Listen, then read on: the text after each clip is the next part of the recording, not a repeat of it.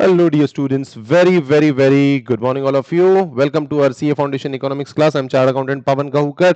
International trade, we have to start with, we are doing the revisionary, followed by MCQs. So, guys, yes, जब भी हम लोग बात करते हैं, तो of course we deal in import and export.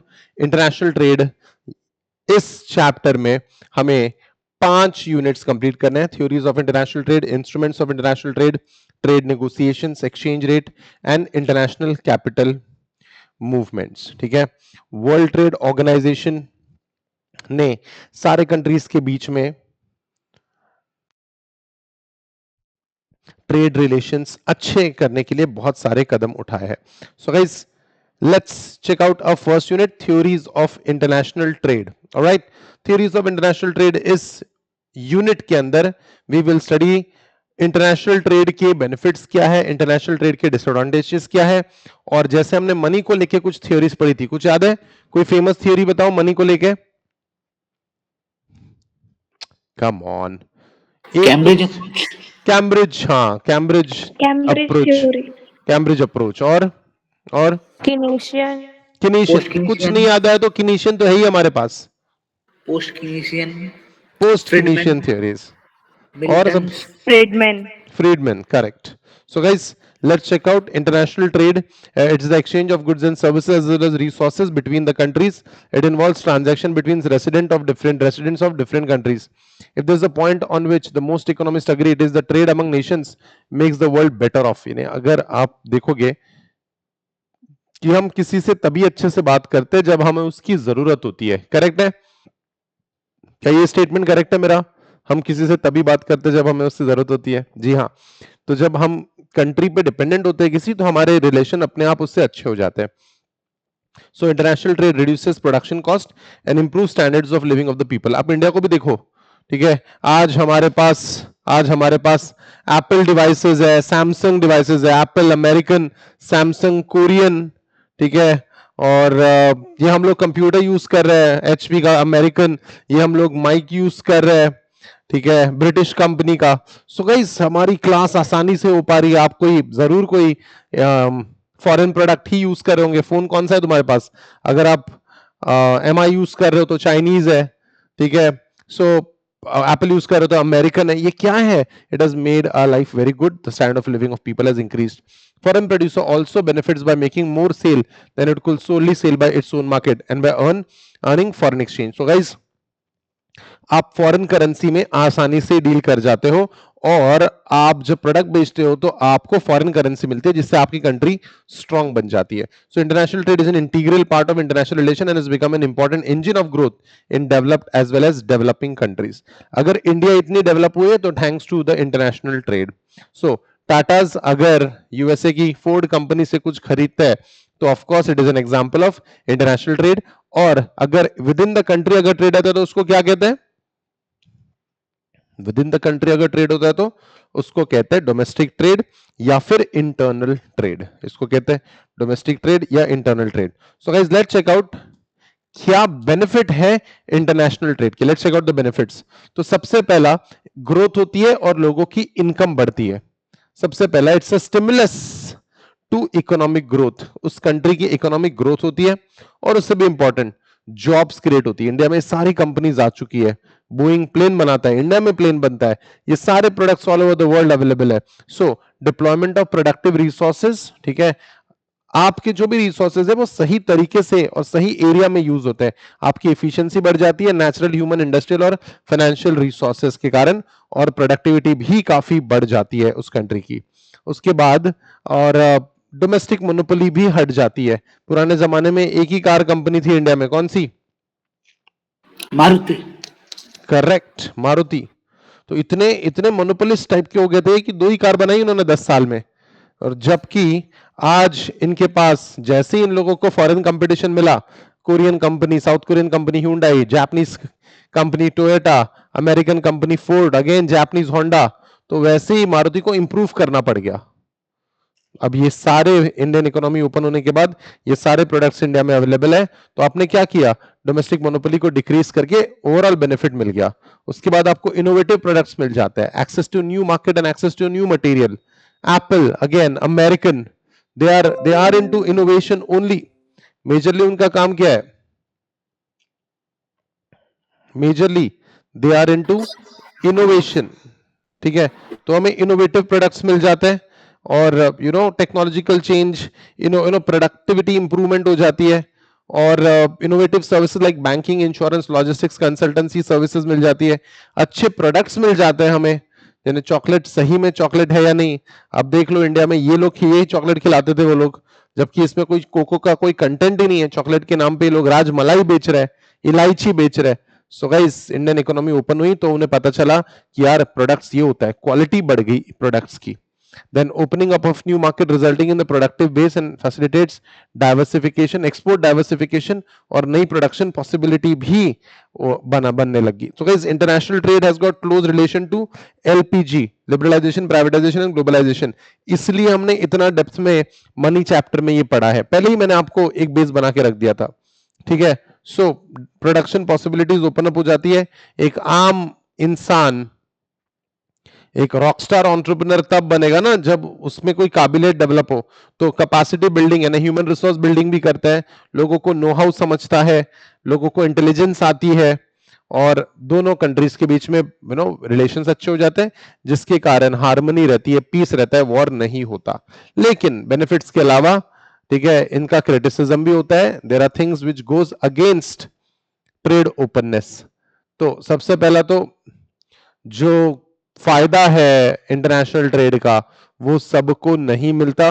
Coke, Pepsi, Hewlett Packard, Apple, okay, Coca Cola, ये सारे अमेरिकन कंपनीज है। और अगर हम बात करें ये सारे प्रोडक्ट्स पाकिस्तान में भी अवेलेबल है। तो मुझे बताओ इनका बेनिफिट, इंटरनेशनल ट्रेड का बेनिफिट पाकिस्तान को ज्यादा हो रहा है या यूएस को ज्यादा हो रहा है? यूएस। पाकिस्तान क्या कंज्यूमर है, कंज्यूमर को तो पैसे देना है। So guys, international trade is often not equally beneficial to all nation. मुझे बताओ कौन सा वो प्रोडक्ट है जो पाकिस्तानी प्रोडक्ट यूज करता है पूरी दुनिया में? बोलो कौन सा वो प्रोडक्ट है जो पूरी दुनिया में पाकिस्तानी प्रोडक्ट यूज होता है? बोलो। जो फुटबॉल्स बनते हैं ना, फुटबॉल्स, हाँ फुटबॉल, करेक्ट। फुटबॉल के अलावा कोई पाकिस्तानी प्रोडक्ट दुनिया में पाकिस्तानी बहुत यूज होता है ऐसा नहीं है। फुटबॉल बेच बेच के कितनी बड़ी इकोनॉमी बन जाएगी आपकी। So international trade is not beneficial to all nations, ठीक है। काफी सारा एक्सप्लॉयटेशन होता है अंडर डेवलप्ड कंट्रीज के लेबर का, इकोनॉमिक एक्सप्लॉयटेशन होता है अंडर प्रिविलेज कंट्रीज का, और ये वल्नरेबल हो जाता है कि कंपनी उस कंट्री की पॉलिटिकल पावर ही बन जाए। सो डोमेस्टिक एंटिटीज आउट परफॉर्म हो जाती है और स्ट्रॉन्ग कंपनीज एकदम उन्हें, ठीक है, ओवर पावर कर जाती है, ठीक है। एनवायरमेंटल डैमेज भी होता है क्योंकि हम लोग पोल्यूशन क्रिएट करते हैं, ठीक है। जब हम लोग इंडस्ट्रियलाइजेशन करते हैं तो उसका जो बाई प्रोडक्ट है वो है पोल्यूशन, वेस्ट। एनवायरमेंटल कंसर्न एक मेजर कंसर्न है। डेवलपमेंट सस्टेनेबल होना चाहिए लेकिन ऐसा नहीं होता। लोग पीपल, प्लैनेट, प्रॉफिट, 3 P's में से किसके पीछे भागते हैं? बोलो। प्रॉफिट के पीछे भागता है, जिसके कारण एनवायरमेंटल डैमेज होता है और इट्स इरिपेरेबल। कितनी अर्थ है हमारे पास रहने के लिए? कितनी अर्थ है रहने के लिए बताओ?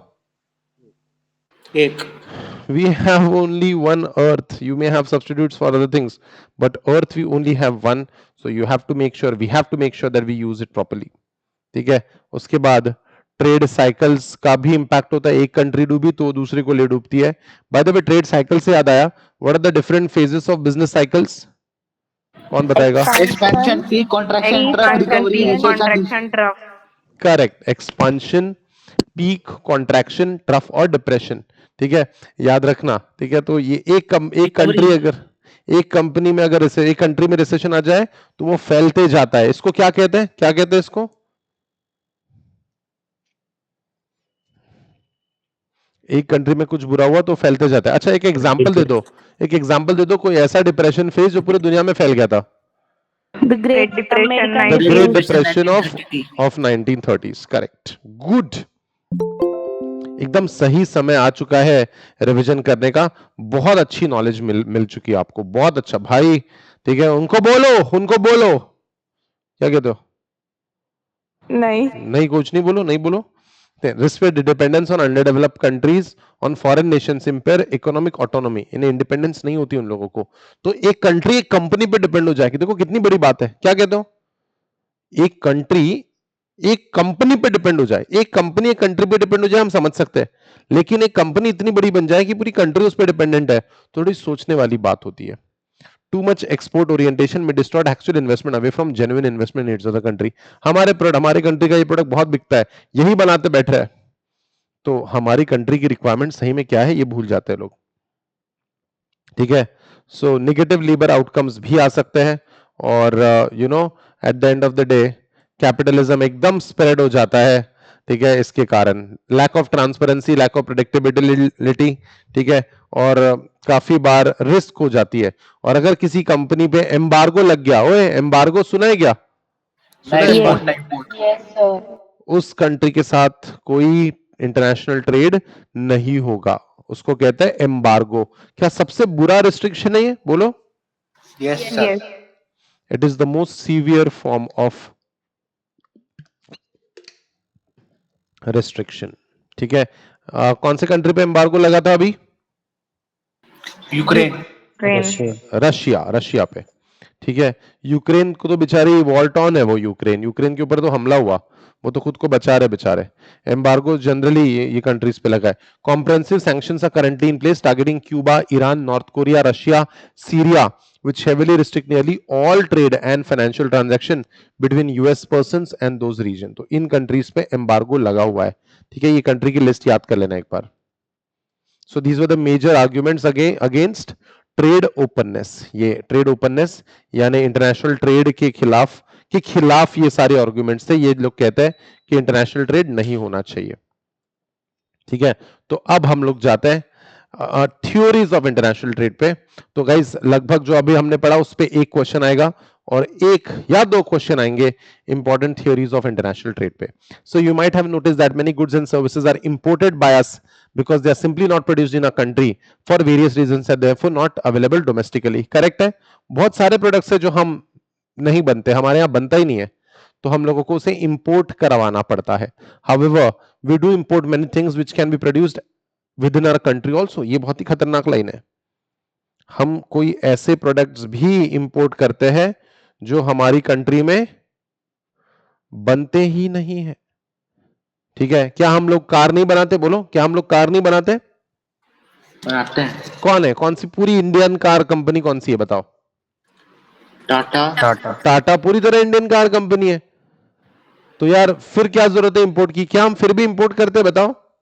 Yes sir. देखो, ऑटोमोबाइल इंडस्ट्री में इंडियन कंपनी के नाम पे टाटा है। ठीक है, सुजुकी भी आधी जापानीज है। ठीक है, टोयोटा अगेन जापानीज, फोक्सवैगन बोलो कौन सी country? Germany. Hyundai America. South Korea. Skoda German. Honda Japanese. यानी हम लोग हमारे पास रहने के बावजूद भी हम इंपोर्ट कर रहे हैं, याद रखना, सोचने वाली बात है। So, however, we import many things which can be produced or are being produced within our country also. Why do we do so? It is beneficial to engage in international transaction. The theories of international trade, which we discuss in the following sections, provides answers to all this question. जब हमारे पास एक company हमारी product बना रही है, तो हम लोग क्यों इंपोर्ट कर रहे हैं भाई? तो चलो इसका आंसर छुपा हुआ है important theories of international trade में। ये 5 थियरीज है हमारे पास। Mercantilist view of international trade, theory of absolute advantage, theory of comparative advantage, उसके बाद the modern theory, factor endowment theory, Heckscher Ohlin theory and globalisation and NTT theory. ठीक है, NIT theory. So Europe's great power, which country? बताओ, which country is Europe's great power? Great Britain. GB, UK. ठीक है, सो ये लोग क्या करते थे? कोलोनाइज करते थे। इनकी मदर कंट्री ग्रेट ब्रिटेन थी और ये इंडिया बोलो या यूएसए बोलो, ठीक है, यूएसए या इंडिया दोनों ही इनकी कॉलोनीज थी एक जमाने में।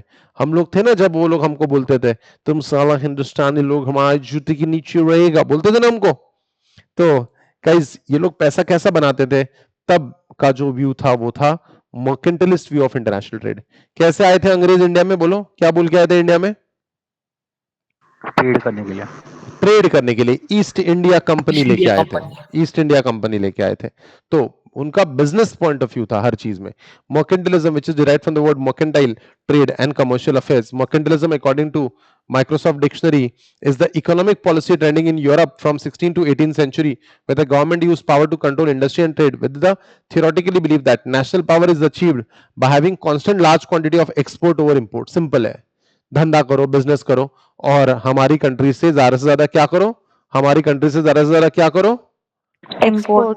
एक्सपोर्ट करो, हमारी कंट्री से ज्यादा एक्सपोर्ट करो, जिससे फॉरेक्स आएगा. Nations, human and material resources are unevenly endowed, distributed and developed. This allows flow of labor, raw material, capital and finished products across national boundaries and markets. क्या बोल रहा है ये बोल रहा है कि पूरी दुनिया में ठीक है, पूरी दुनिया में जो ह्यूमन और मटेरियल रिसोर्सेज है वो अनइवनली एंडोर्ड है. जैसे जापान की बात करें तो Japan as a country is an island nation. Yes और नो बोलो तो. Japan as a country island nation है क्या? Yes sir. Yes sir. छोटा सा कंट्री है जापान. ये देखो, ये हमें इंडिया, ठीक है, दिस, जस्ट अ मोमेंट, ये हमें India, okay, this is Japan. देखो ना, इंडिया के कंपैरिजन में जापान कितना छोटा है. देखो गाइस, इंडिया इतना बड़ा है, इंडिया में मिनरल्स है, इंडिया में, ठीक है, मेटल्स है, सब है. जापान में मेटल नाम का चीज नहीं है. फिर भी मेटल नाम का चीज नहीं है जापान में. फिर भी जब मैं आपको एग्जांपल देता हूं, ठीक है, किसी भी कार इंडस्ट्री का, ऑटोमोबाइल इंडस्ट्री का, ठीक है, जो मैंने दिया भी आपको, तो देखो कौन से कितने जापानीज ब्रांड है. देखो, Honda Japanese, Suzuki Japanese, Toyota Japanese. तो गाइस कहना ये चाहता हूं, और इंडिया का एक ही ब्रांड है, जबकि हमारे पास इतने सारे नेचुरल रिसोर्सेज है, हमारे यहाँ खुद स्टील बनता है.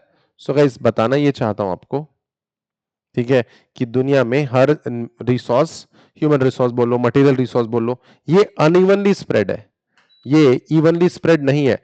This allow us flow of labour, raw material, capital and finish products across national boundaries, दस रिजल्टिंग इन मर्केंटिलिज्म. इसके कारण ट्रेड होता है, ठीक है, और हमने कोशिश करनी है कि हमारी इकोनॉमी में बैलेंस ऑफ ट्रेड और बैलेंस ऑफ पेमेंट कैसा हो, फेवरेबल हो, यानी इंपोर्ट और एक्सपोर्ट का क्या हो, बैलेंस हो. कोशिश हो कि क्या ज्यादा हो, इंपोर्ट या एक्सपोर्ट, जल्दी बोलो.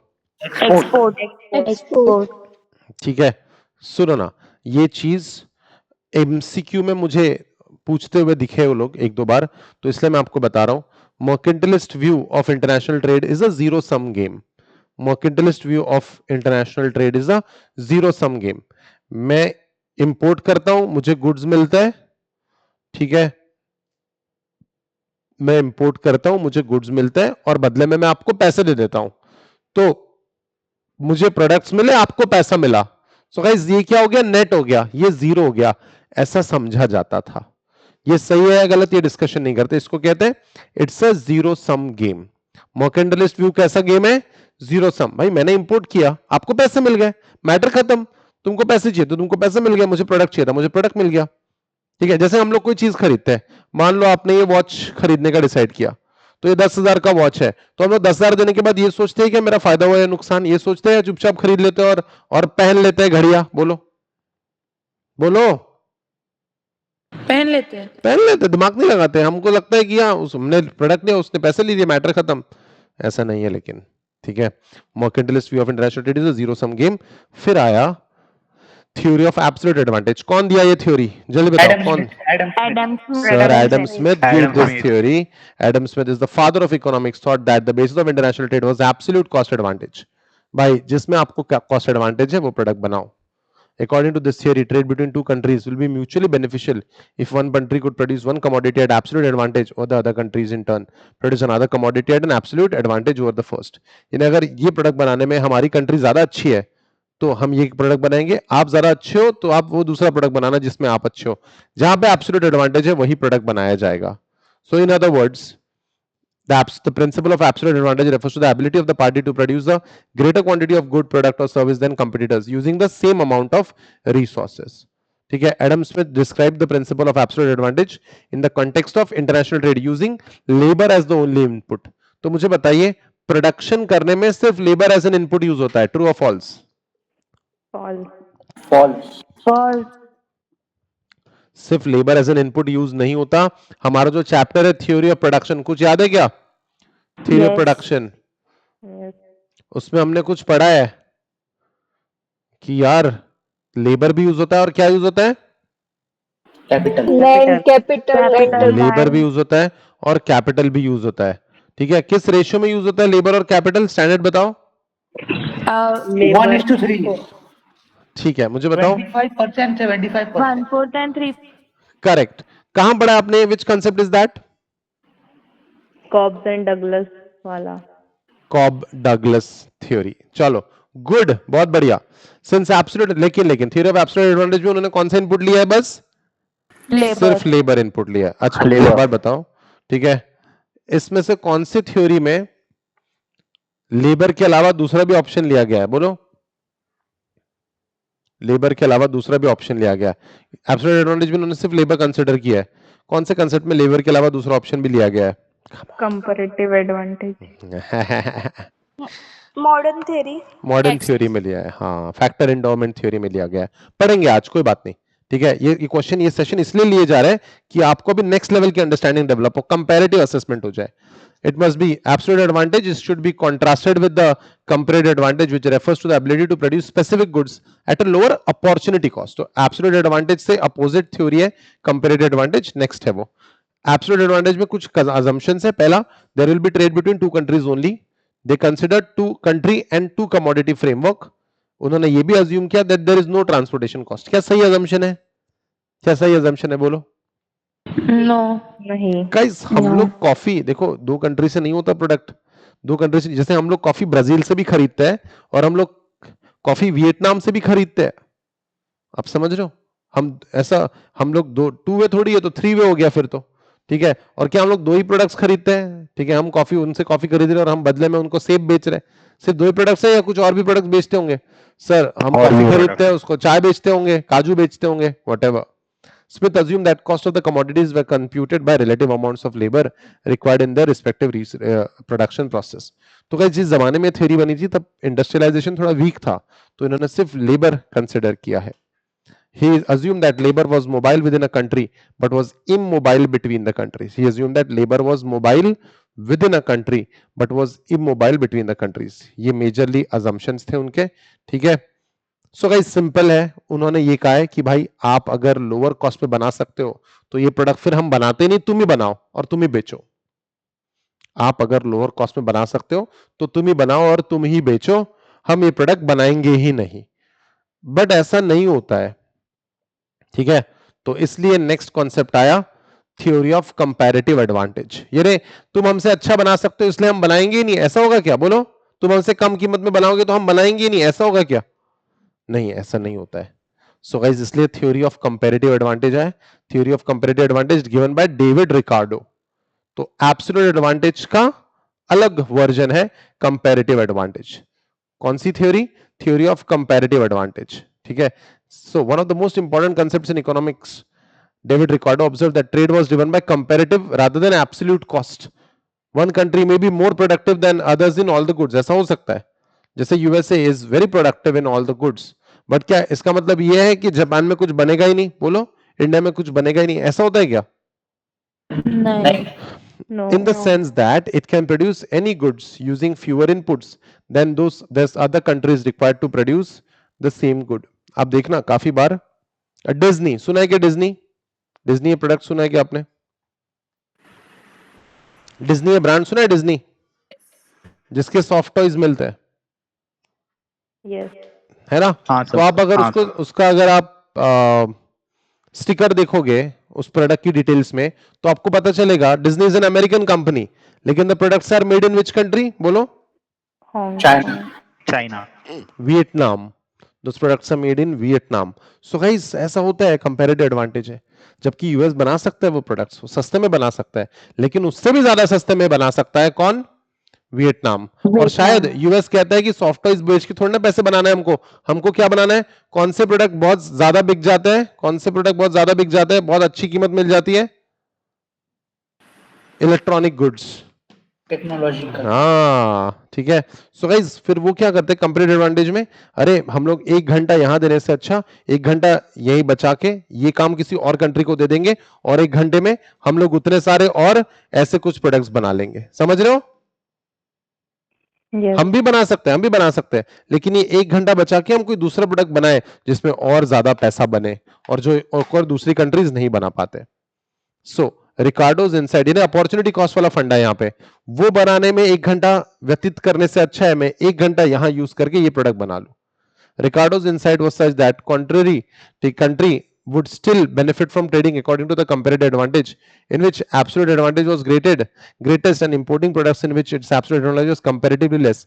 Even a country that is more efficient in everything it makes would benefit from the trade. यानी हम लोग इंपोर्ट करके भी बेनिफिट में रहेंगे, हम लोग इंपोर्ट करके भी बेनिफिट में रहेंगे। ये कौन सा प्रोडक्ट है?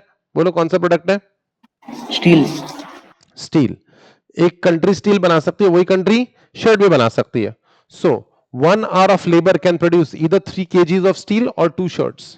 ये कंट्री ए का सिनेरियो है। Country B 1 hour of labour can produce either 1 kg of steel और 1 shirt। तो देखा जाए तो विच इज एब्सोल्यूट एडवांटेज किसको है? बोलो किसको एब्सोल्यूट एडवांटेज? कंट्री है। Correct, country A is more efficient in both the products. लेकिन कंट्री ए कोशिश करेगी कि हम ठीक है स्टील बनाए शर्ट ना बनाए, और कंट्री बी सोचेगी हम स्टील ना बनाए हम सिर्फ शर्ट बनाए। तो कुछ फायदा होगा, थोड़ा कैलकुलेशन करेंगे तो आपको पता चलेगा कि हम लोग ये करके ठीक है मोर ठीक है, अगर हम लोग कंट्री ए को स्टील बनाने दे और कंट्री बी को ठीक है कंट्री बी को सिर्फ शर्ट बनाने दे, तो स्टील का ज्यादा प्रोडक्शन होगा, 1 किलोग्राम स्टील का ज्यादा प्रोडक्शन होगा। यानी हम दोनों ही बेहतर बना सकते हैं, लेकिन फिर भी ये हम मौका दूसरी कंट्री को देंगे और हम लोग प्रोडक्टिव भी ज्यादा होंगे और पैसा भी ज्यादा बनाएंगे। A country may be as twice productive as its trading partners in making clothing. If it's 3 times as productive in making steel or building aeroplanes, it will benefit from making and exporting these products and importing clothes. हम दोनों ही बना सकते हैं, लेकिन हम नहीं बनाएंगे दोनों। ये हम इस पे ज्यादा फोकस करेंगे जिसमें हमारे पास ज्यादा एक्सपर्टीज है, और आपके पास कम एक्सपर्टीज है फिर भी आप बनाओ, हम आपसे खरीदेंगे और नेट में हमें गेन होगा। It's partner will gain by exporting clothes in which it has a comparative advantage but not absolute advantage. The notion of comparative advantage also extends beyond physical goods to trade in services such as writing computer code or providing financial products. Because of comparative advantage, trade raises the living standards of both the countries. दोनों ही country को फायदा मिलता है और हम चाहते हैं दुनिया में सारी कंट्रीज अपलिफ्ट हो जाए। Douglas Irwin calls comparative advantage good news for economic development in 2009. ठीक है, even if the developing countries lacks an absolute advantage, it will always have a comparative advantage in production of some goods and will trade profitably by advanced economies. So yeah, that's that. उसके बाद we move ahead. So guys, खेल किसका है? Theory of comparative advantage is a game of what? Opportunity cost. याद रखना किसका game है ये? It's the game of opportunity cost. So guys, कौन सी theory होगी हमारी? Mercantilist view. दूसरा Absolute advantage. Theory of absolute advantage, theory of comparative advantage, modern theory, Heckscher-Ohlin theory, and globalization.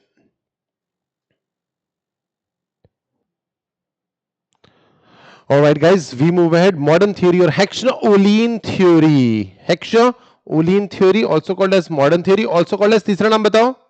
Factor endowment theory. Factor endowment theory. कौन से factors? 2 factors consider हुए इस theory में। कौन से? Capital and labor. कौन से थ्योरी में एक ही फैक्टर कंसिडर किया था? Absolute advantage. और वो क्या फैक्टर था? लेबर। एंडोमेंट का मतलब क्या होता है? Quality ability possessed. हमारे पास जो एबिलिटी है वो हमारा एंडोमेंट होता है। ठीक है, सो डिफरेंस ठीक है, differences in comparative advantage may arise for several reasons. In the early 20th century, Swedish economist Eli Heckscher and Bertil Ohlin identified the role of labor and capital, so-called factor endowment, as determinant of advantage. ठीक है, सो आपको वो ठीक है, ये लोग ये कहते हैं कि भाई आपको जो सही लगता है लेबर और कैपिटल, इसमें से आपकी कंट्री में जो फैक्टर ज्यादा है उसको यूज करो। जैसे इंडिया में क्या ज्यादा है, कैपिटल या लेबर? बोलो। लेबर। लेबर। इतने हर 1 मिनट में 6 लेबर पैदा हो रही है, ठीक है, लगाओ इनको काम पे। सो अगर पैसा ज्यादा है तो कैपिटल इंटेंसिव प्रोडक्ट्स बनाओ। जर्मनी एंड ऑल ये ऐसे प्रोडक्ट्स बनाते हैं। Countries with well endowed with capital such as factory machinery should export capital intensive products, while those endowed with labor should export labor intensive product. Economists today think that factor endowment matter, but that there is also other important influences on trade patterns. ये तो सही बोल रहे हैं आप। जैसे India में क्या ज्यादा है, लेबर ज्यादा है, तो यार लेबर वाली चीजें बनाते हैं ना यार। The increase in competition coming from foreign firms put pressure on the profits, forcing less efficient firms to contract and making room for more efficient firms. Expansion and new entry bring with them new technologies, better technologies, and new product varieties. Likely, the most important is that trade enables greater selection across different types of goods. This explains why there's a lot of intra-trade industry, which is something that the factor endowment approach does not encompass. ठीक है, so guys जिसमें आप अच्छे हो वो बनाओ, simple सी बात है, ठीक है। And the last one Heckscher Ohlin theory के बाद ग्लोबलाइजेशन और NIT, new international trade theory, ठीक है। रिवॉल्यूशन हुआ 1980 में, पूरी इकोनॉमी दुनिया की ओपन अप हुई और सब एकदम बढ़िया रहा, ठीक है। तो अमेरिकन इकोनॉमिस्ट एंड जर्नलिस्ट, तो क्या हुआ, सारी कंट्रीज खुल गई। क्या हो गया इससे, क्या हुआ, सारी कंट्रीज ओपन अप हो गई। ओपन अप हो गई सारी, तो हम लोग इंडिया की बात करते हैं। इंडिया ओपन अप हुआ, इंडिया ओपन अप हुआ तो हमारे पास अब ये सारे ब्रांड्स अवेलेबल होने लगे। कौन से? Samsung, Citi, Hewlett Packard, BMW, Apple, Coca Cola, Gillette, McDonald's, Nescafe, Toyota, Microsoft, Walt Disney, Louis Vuitton, Motorola, Dell, Honda and what not, ठीक है। तो हमारे पास ये प्रोडक्ट्स अवेलेबल होने लग गए। तो इससे ये प्रोडक्ट्स बनाने के लिए बहुत सारी फैक्ट्रीज खुली और फिर आप बड़ी लेवल पे तादाद पे चीजें बनाने लग गए और आपको इकोनॉमीज ऑफ स्केल का बेनिफिट मिलने लगा, ठीक है। सो American economist and journalist Paul Krugman received the 2008 Nobel Prize for Economics in his work in economic geography and identifying international trade patterns. In late 1970s, Paul Krugman noticed that accepted model that economists used to explain patterns of international trade did not fit the data. Hexo-Olin theory predicted that trade would be based on the such factors like ratio of capital to labor. ठीक है, but Krugman noticed that most international trade takes place between countries with roughly the same ratio of capital to labor. तो guys क्रूगमैन ने थोड़ा और research किया जिसके लिए उनको नोबेल प्राइज भी मिला, ठीक है। उन्होंने पता किया कि भाई सेम रेशियो होने के बाद भी इंपोर्ट एक्सपोर्ट होता है। इंडिया की बात कर लेते हैं, हमारे पास कार बनाने वाला कंपनी है, फिर भी हम लोग बहुत सारी दूसरी कंट्रीज के बहुत सारे ब्रांड्स यूज कर रहे हैं। The auto industry is capital intensive. Sweden, for example, exports car to capital intensive United States, while Swedish consumer also import cars from America. This is particularly true in key economic sectors in India, such as electronics, IT, food, and automotive. We have cars made in India, yet we purchase many cars from other countries. Krugman defended free trade. Free trade, काफी लोग कहते हैं अरे multinational से क्या हो जाता है, मल्टीनेशनल से क्या हो जाता है, ये हो जाता है, क्या हो जाता है, डेवलपमेंट, ठीक है, ऐसे एनवायरमेंट डैमेज हो जाता है। अग्री, मल्टीनेशनल, काफी लोग कहते हैं कि मल्टीनेशनल कंपनीज क्या करती है, लेबर को एक्सप्लॉइट करती है। Agreed, everything agreed. लेकिन उन्होंने एक बहुत ही दर्दनाक केस स्टडी दी है। सो कौन सी दर्दनाक सर, चलो देखते हैं।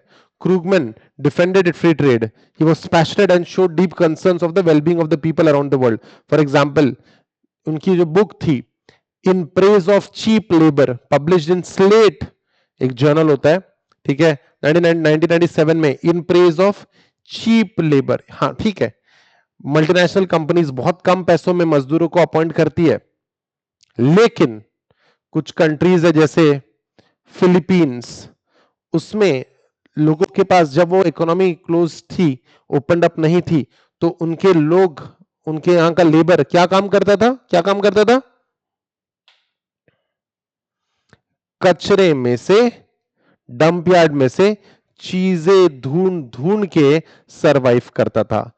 क्या ये स्टैंडर्ड ऑफ लिविंग बहुत बेहतरीन है, बोलो?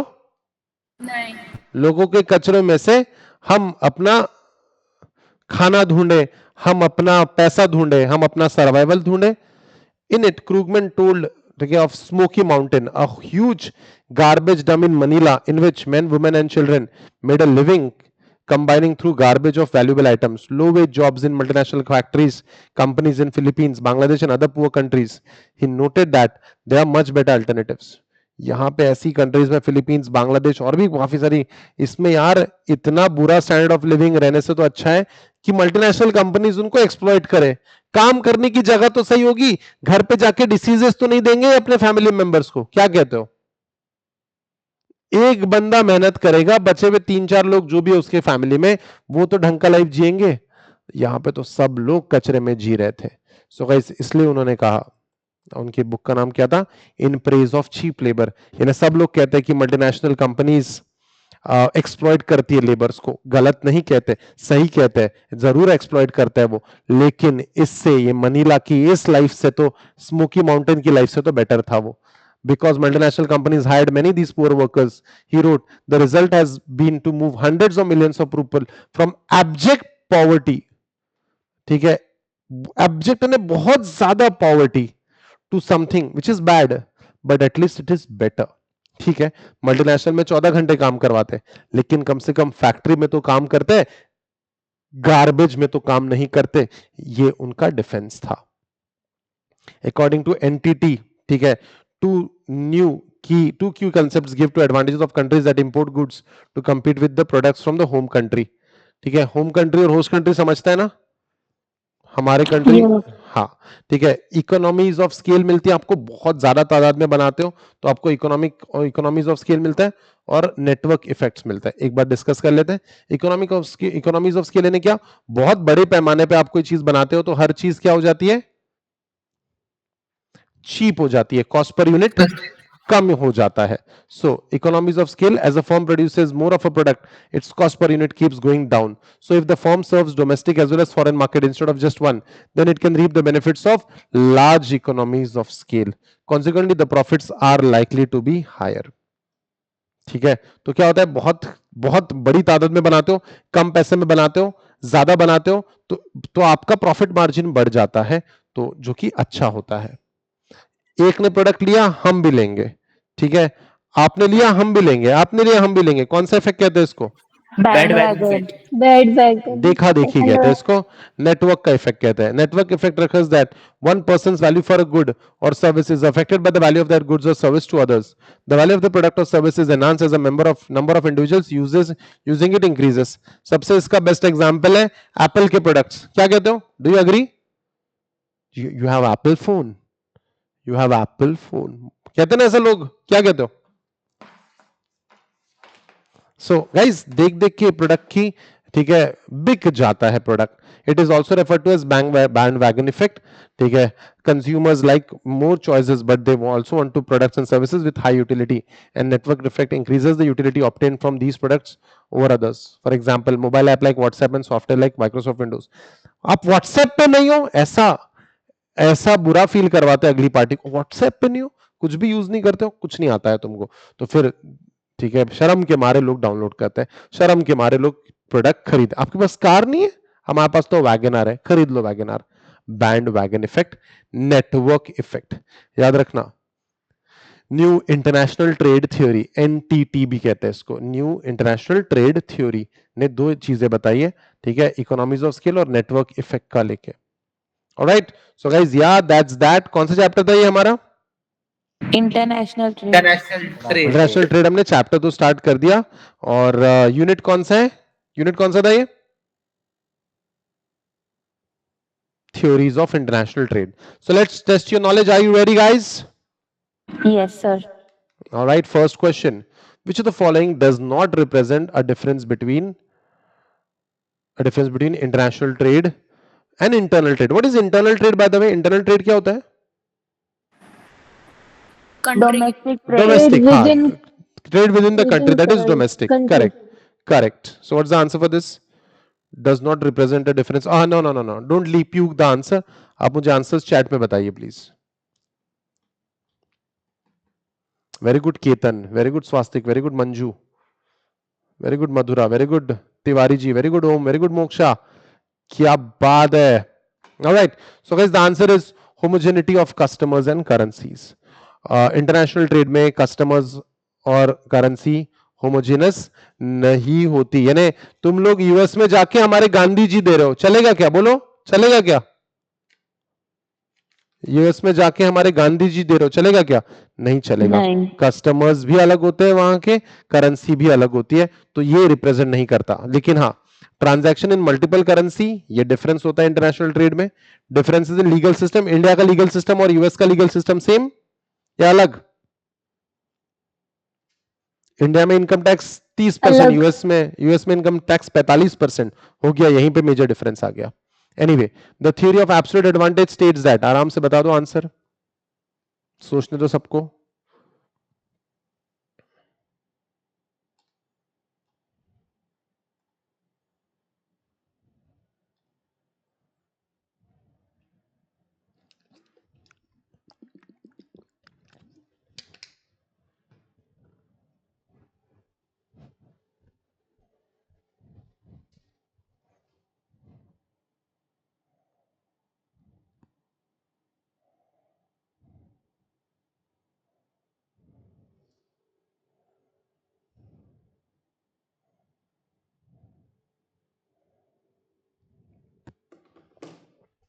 All right, guys, if you have read it, correct, guys. The answer is B.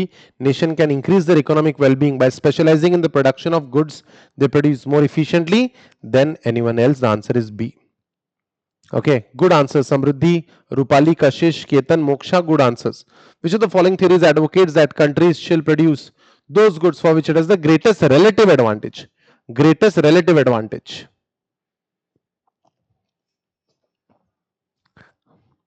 Theory of relativity, theory of relativity है. थ्योरी ऑफ रिलेटिविटी का नाम बताओ. So modern theory, factor endowment theory, Heckscher Ohlin theory, ये तीनों ही एक ही concept है. इसका answer relativity होना चाहिए, जो कि ऑप्शन में है ही नहीं यहाँ पे. तो इसका आंसर क्या हुआ? None of the above. Which of the following holds that country can increase its wealth by encouraging exports and discouraging imports?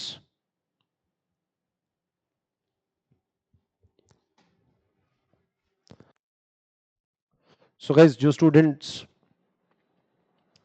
पढ़ाई करके नहीं आएंगे वो लोग कैपिटलिज्म करेंगे इसका आंसर, जबकि आंसर है मर्केंटलिज्म. ब्यूटीफुल. चलो, कुछ ऑप्शन दिए आपको, देखिए कौन सी कंट्री ने ग्रेन्स प्रोड्यूस करना चाहिए. Take your time. कौन सी कंट्री ने ग्रेन्स प्रोड्यूस करना चाहिए? कंट्री ए ने या कंट्री बी ने? वो 40 80 40 ये क्या दिया? Labour cost for production of 1 unit. Labour cost for production of 1 unit.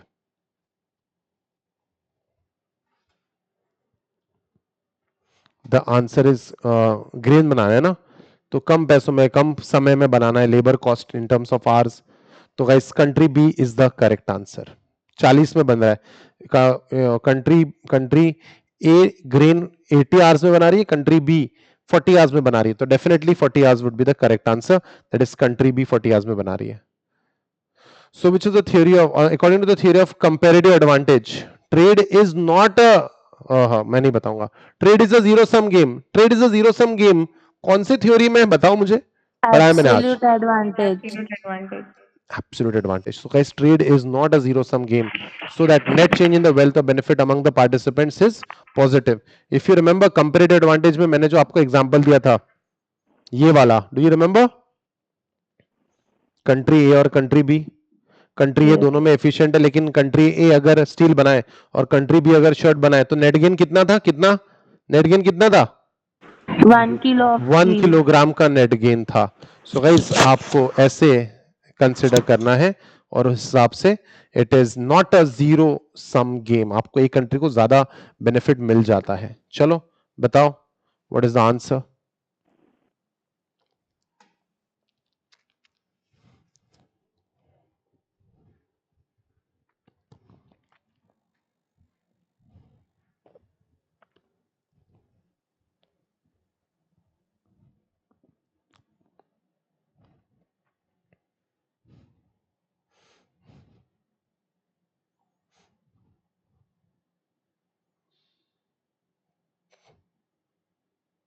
Country x gain कितना करेगी number of labour hours,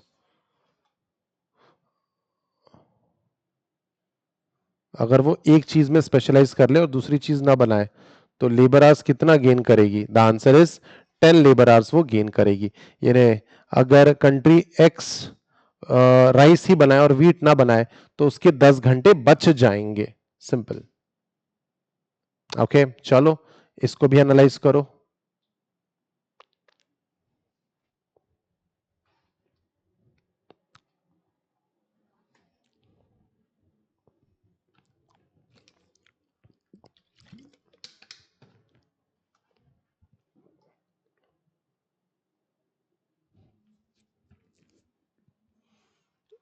table और मैट इंडिया बनाता है 3 आवर्स में और बांग्लादेश बनाता है 8 आवर्स में।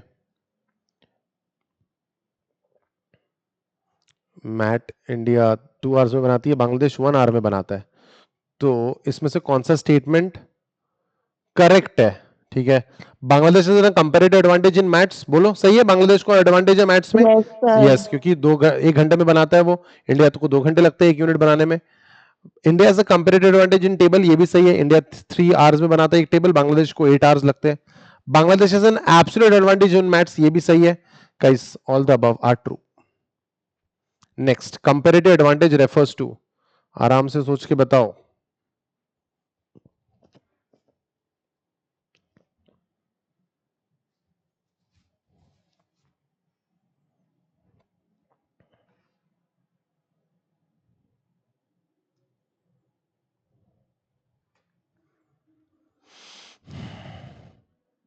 Guys, comparative advantage is always about opportunity cost.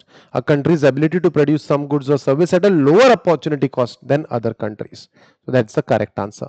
And the last question, Ricardo explained the law of comparative advantage on the basis of.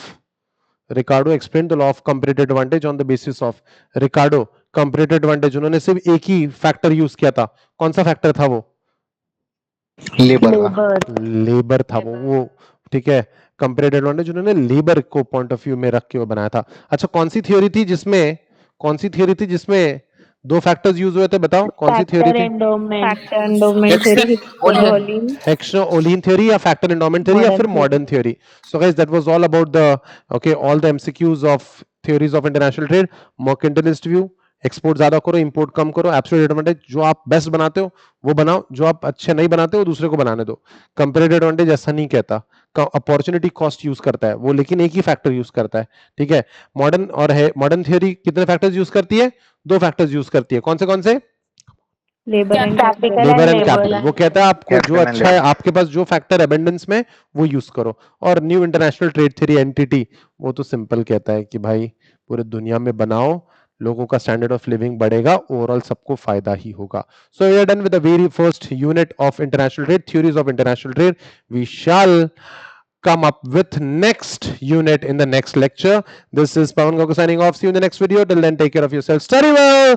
Bye bye, guys. I hope I'm making the most of our time. Thank you so much. Bye bye. Take care.